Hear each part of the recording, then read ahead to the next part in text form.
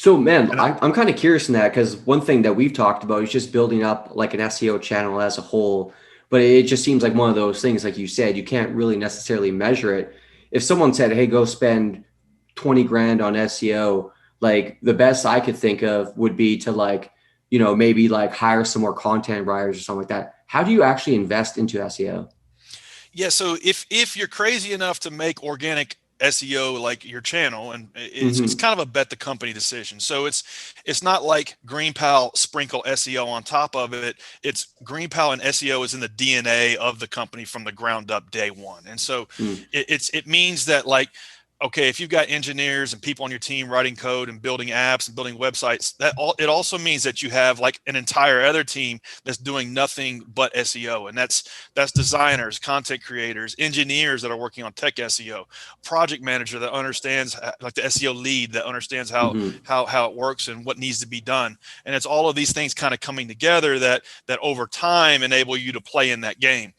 And so for us, it's one that we just bet the company on in the first year. We knew that okay, we've experimented in all these other channels, and yeah, we're getting traction, but we still believe if we just put all of that on organic search, that a year from today we'll start to see some results. And that's literally how it unfolds. If, Wow. like you said, if you had 20 grand to put on organic search, you could put it to work, so long as you knew what you were doing, or you paid a consultant to help you do it.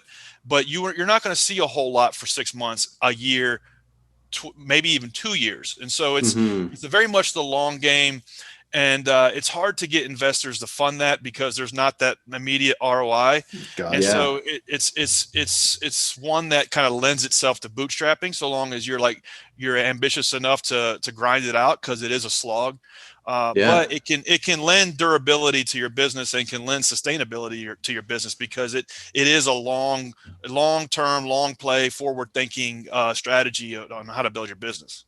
Yeah. Is there Yeah. a Interesting. cap with the SEO? Like, so let's say like this month you're like, I'm going to invest 100 grand into SEO. Can you just keep increasing how much you invest into it, and will you see those results in 6 months, or is there a cap to it?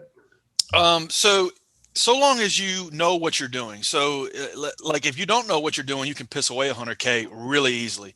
But if you do, and let's say you've hired somebody that has been around the block and knows how to manage a big team of content creators, outreachers, PR, digital PRs, tech SEO engineers, like literally engineers that all they do is tech SEO.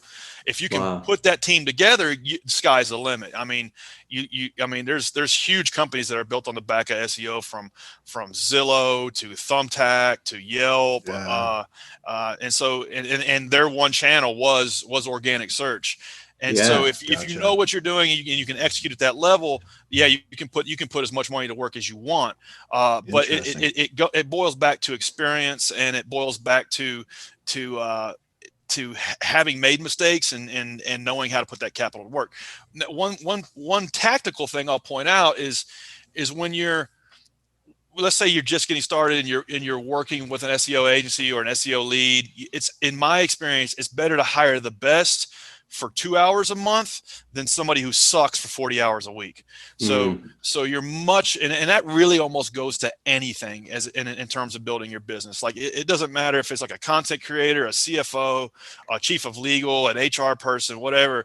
It's better to hire like the best for an hour a week that might be $300 an hour, than somebody who just got started in their career for 40 hours a week. Yeah. I think that's Interesting. smart.